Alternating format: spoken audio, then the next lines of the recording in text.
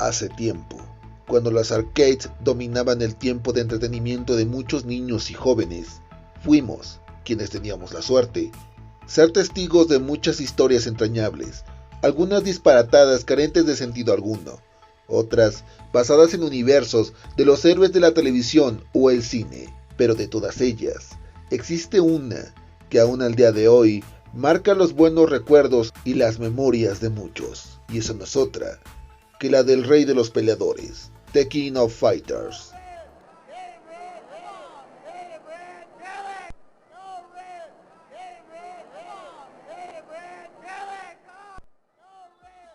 Fue hace más de 27 años que el torneo que reunía a los peleadores más fuertes de todo el mundo se celebrara, bajo la guardia del anonimato y el yugo de la clandestinidad. Peleas por turnos en equipos de 3 se llevaban a cabo en escenarios vistosos alrededor del globo. Lo que empezó como un simple Dream Match, poco a poco comenzó a tomar rumbo, teniendo a un antagonista cruel que se divertía viendo los rostros petrificados de sus adversarios. Rugal Bernstein, un poderoso criminal, ayudado de un poder extraño que lo hacía un rival temido, hasta que Kyo Kusanagi, ayudado por su eterno rival, Yori Yagami, pusieron fin a su reinado.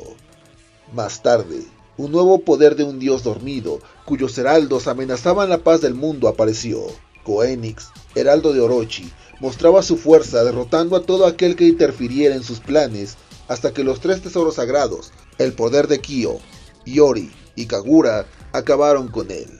Para darse cuenta de que los elegidos de Orochi hacen acto de presencia, corrompiendo a Yori, poseedor de la sangre del dios, poniéndolo en un estado de frenesí, provocando una gran masacre, mientras el dios tomaba el cuerpo del joven Chris para renacer, causando terror en el mundo.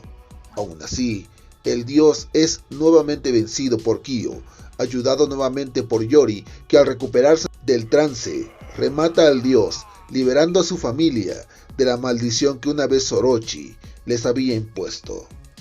Todo esto era observado por Ness, una organización que vio en el poder de Kyo la llave para someter al mundo a su capricho, por lo que al intentar replicar el poder del joven, nace K, nuestro nuevo héroe, que se revela ante Chrysalis, un clon de K, en búsqueda del poder absoluto, fracasando en el camino.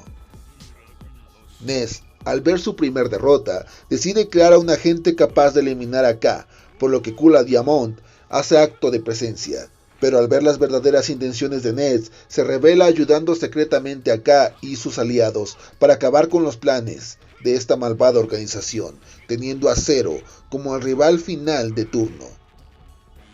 Poco después del enfrentamiento contra Zero, Ness prepara su última movida, creando a K-999, el agente que acabaría con el rebelde y sus aliados, teniendo a Zero original como agente protector de Ignis, cabecilla de Ness, un lunático con aires de dios que planea someter al mundo a sus deseos, pero no contaba con la alianza de K con los viejos héroes, Kyo y Yori, y demás guerreros que acaban con Ignis y toda su organización.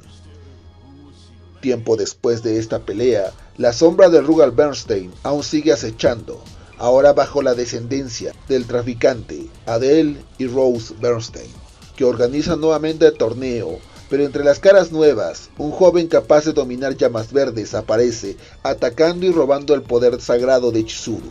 ayudado por Mukai, el jefe en turno, por lo que una nueva amenaza requiere de vuelta a los héroes.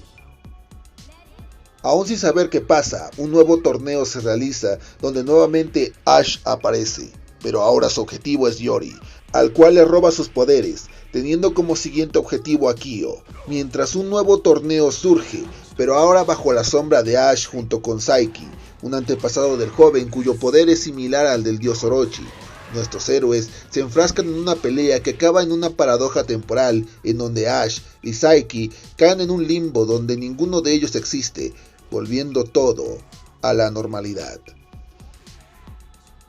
Toda esta odisea se cuenta a través de 10 títulos, en donde los combates en turno de 3, con ayuda de strikes en algunas entregas, invitan al jugador a ofrendar una moneda o ficha para ser parte de este torneo, y demostrar sus habilidades en contra de dioses y corporaciones malvadas. Pero,